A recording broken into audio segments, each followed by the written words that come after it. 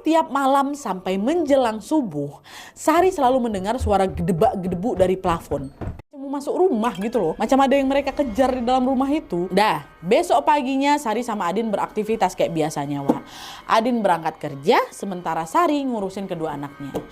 Tapi pas masuk maghrib, kejadian kemarin terulang lagi. 5 anjing kemarin datang lagi ke kontrakan si Sari, ngegonggong lagi dan juga nyakar-nyakar jendela rumahnya si Adin si Sari ini, Wak. Ya itu seolah-olah ada sesuatu yang mereka incar di dalam rumah. Cuman kali ini Sari nggak begitu kaget kayak kemarin. Dia cuma mikir, alah paling habis ini mereka hilang sendiri kok kayak kemarin gitu. Betul, Wak, sekitar habis Isya, suara gonggongan itu pelan-pelan hilang dan situasi rumah pun kembali tenang lagi nih. Tapi ternyata kejadian itu bukan cuma datang sekali 2 kali aja, Wak. Setiap maghrib tiba, 5 anjing yang sama selalu datang ke kontrakannya Sari dan nyangkar-nyangkar jendela rumah kayak sebelumnya. Dan karena kejadian ini terus berulang, lama-lama Sari mulai terbiasa, Wak. Dan dia udah gak khawatir lagi, toh anjingnya juga bakal pergi sendiri kok gitu. Nah, saat Sari sudah mulai terbiasa sama suara gonggongan anjing ini, gangguan lain justru mulai muncul, Wak. Hampir awalnya Sari pikir itu suara tikus ya kan.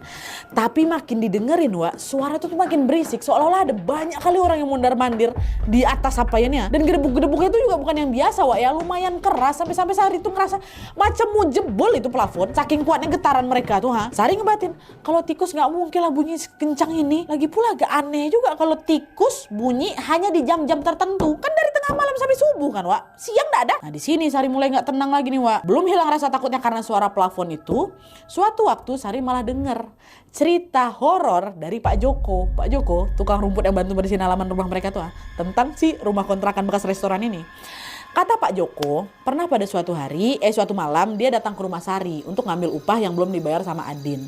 Setelah uangnya dapat, Pak Joko kan langsung pamitan pulang tuh. Tapi pas ngelewatin pohon di halaman depan kontrakan rumah si Sari ini, Wak, Pak Joko kaget ketika dia melihat ada kepala yang nongol ya, bukan ngintip gini ya, nongol, gitu, di antara dahan pohon, kayak gini. Dan setelah diperhatikan lagi, Wak, kepala itu ternyata nyambung sama tubuh tinggi besar dan juga hitam yang berdiri di balik pohon itu. Jadi kepalanya macam nyangkut gitu, kayak gitu. Natap Pak Joko ini kan.